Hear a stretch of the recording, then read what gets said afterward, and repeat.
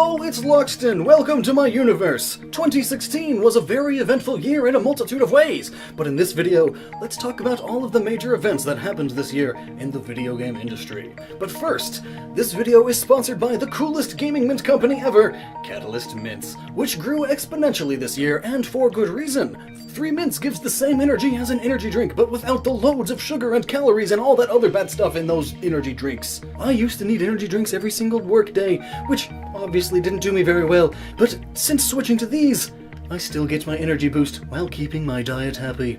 And I'm super happy to be able to spread their message. A link to their website is in the description. Catalyst Mints. 2016. The first big thing to happen this year was the acquisition of Major League Gaming by Activision Blizzard. Most people shrugged, unaware of its existence beyond a meme. What makes many people speculate about the future, however, is the retirement of Mark Laidlaw, the lead writer of the Half-Life series. Does this mean there will truly never be a Half-Life 3? Or was he the one holding back its creation? Only time and an endless stream of cryptic messages and unrelated properties will tell. PAX happened. And in February, Blizzard celebrated its 25th anniversary. But it wasn't the only anniversary that month. On February 27th, Pokémon celebrated its 20th anniversary. And to celebrate, they introduced monthly Pokémon giveaways, as well as monthly special Pokémon plushes and trading card sets with cute little pins. Septillions of dollars were probably made.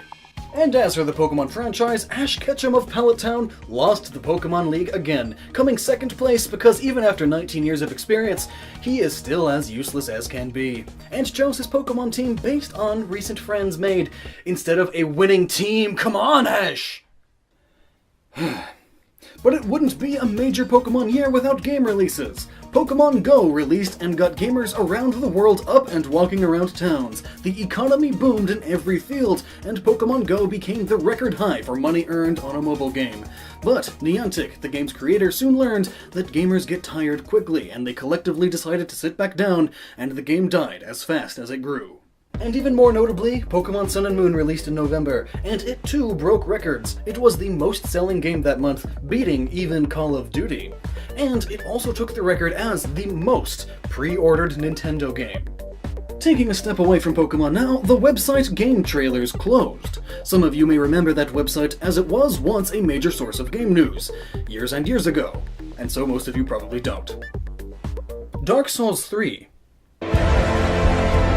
The prophecy is true.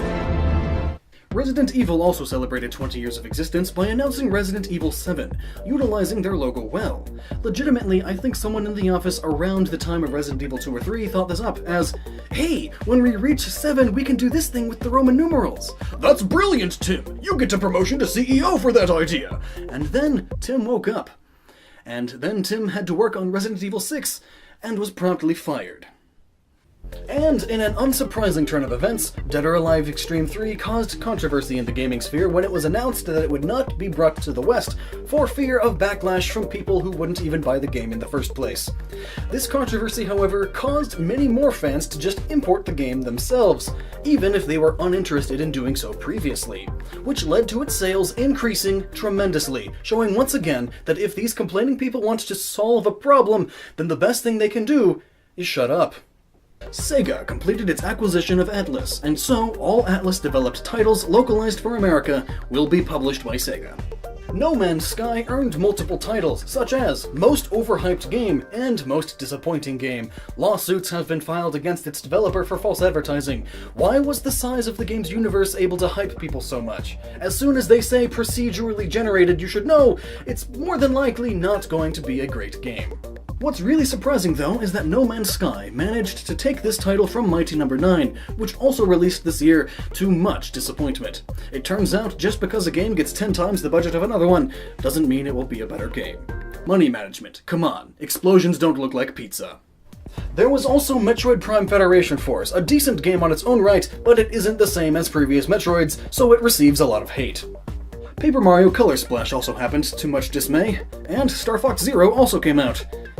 It has not been a good year for Nintendo outside of Pokemon. To put it lightly, the side game Star Fox Guard that Star Fox Zero released with is leaps and bounds better than Star Fox Zero, and it's a tower defense game. In a strange twist, GameStop began a publishing division called Game Trust, because trusting GameStop is always a good idea. Their first title was Song of the Deep, and while it was a good game, it has way too much merchandise for what it is. So by GameStop publishing games, they mean they will make a ton of merchandise for it, because that's where most of their profit comes from. You can't blame a business for being a business. PAX happened. And more notably, so did E3, as it does every year. What got most people's attention was Nintendo's choice to only show off The Legend of Zelda: Breath of the Wild. However, their efforts did well, as The Legend of Zelda took the winnings of every major website's polls for Best Game at E3. But when your competition is vague pre-rendered cutscenes, games we've known about for years, and more generic sequels, that's not very hard to do. Yahoo Games was shut down by Yahoo. So now we're just waiting for Yahoo to be shut down by Yahoo. Uncharted 4 released, and finally, most likely, brought an end to Nathan Drake's story. Doom was rebooted to much success, showing that highly polished single-player FPSs still have an excellent market, while multiplayer FPSs still do terribly unless they are these ones. That shouldn't be that hard to understand. Sonic the Hedgehog celebrated its 25th anniversary as well, and they held a horrible, miserable, dead party. But they also announced 2 games, one that is exactly what longtime fans have wanted for 20 years, and one that is the opposite. Turns out, the best people to make a good Sonic game are people not at all associated with Sonic Team, and instead just fans who got permission to make an official game. No one was surprised by this discovery. Valve hosted The International, a Dota 2 championship that is on record for being the highest paid esports event in history thus far, as well as proving that Dota 2 is indeed better than League of Legends in absolutely every way, no debate. And that I am excellent at starting arguments in the comment section. While Call of Duty and Battlefield have been rivals for some time, this year saw them both take drastically different paths. Call of Duty did exactly what they shouldn't have done, and Battlefield did what Call of Duty should have done. Their sales reflect this. After a 10-year development cycle, Final Fantasy XV finally released, and to much praise for its innovative gameplay and story, but also a decent amount of hate for being slightly too different. Welcome to the gaming industry. And lastly, the Game Awards 2016 happened, and were cringy yet again, showing that still, the aged executives that set this up have no idea what youths are into these days. But anyway, Overwatch won Game of the Year as well as Best Multiplayer.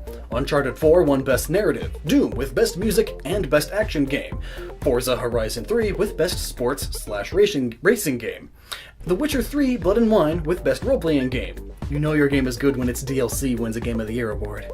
Civilization 6 with Best Strategy Game, Pokemon Go with Best Mobile Game, and Best Family Game. That Dragon Cancer for games with impact, meaning it made more people sad, which makes it surprising that Call of Duty Infinite Warfare didn't get that one.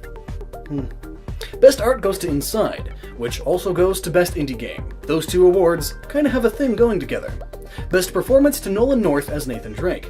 Best Game Direction goes to Blizzard for Overwatch, Street Fighter V won Best Fighting Game with next to no competition, and Rex Infinite won Best VR Game. And speaking of VR, 2016 saw VR technology expand greatly. Google Dream, HTC Vive, PlayStation VR, and more. This is the year it all began to explode, as evidenced by the rings of acne around the faces of its users. Will it last throughout next year? Or will it die just like motion controls? Only time and statistical analysis showing that most people are uninterested in it beyond it being a simple gimmick from time to time, so obviously it's going to crash just like motion controls, and we don't have the right level of technology that people want yet. We'll tell. And do you want to know what else major happened this year? Catalyst Mints began a large advertising campaign to spread their message and support content creators they think are awesome through sponsorships. Want to turn on your A game and increase your memory retention while studying and working? Then Catalyst Mints are for you. Link down below, and until next time, you stay awesome, and hope that next year will be better.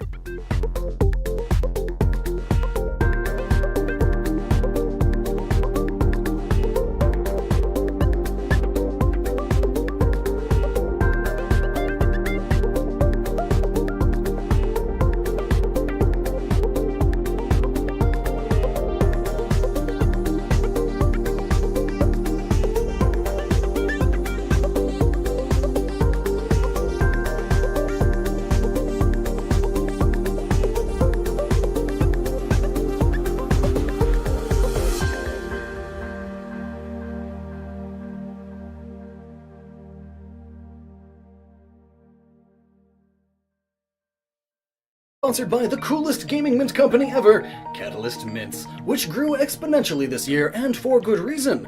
3 mints gives the same energy as an energy drink, but without the loads of sugar and calories and all that other bad stuff in those energy drinks. I used to need energy drinks every single workday, which obviously didn't do me very well, but since switching of cryptic messages and unrelated properties will tell.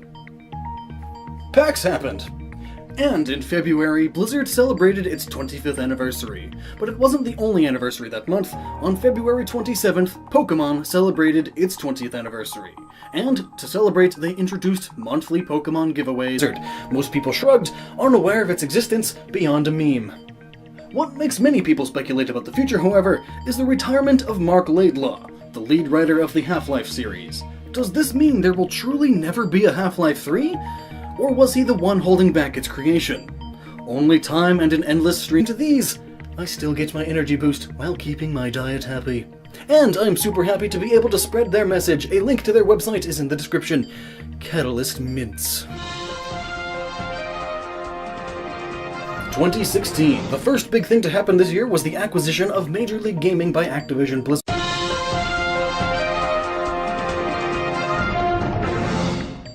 Hello, it's Lockstin! Welcome to my universe! 2016 was a very eventful year in a multitude of ways, but in this video, let's talk about all of the major events that happened this year in the video game industry. But first, this video is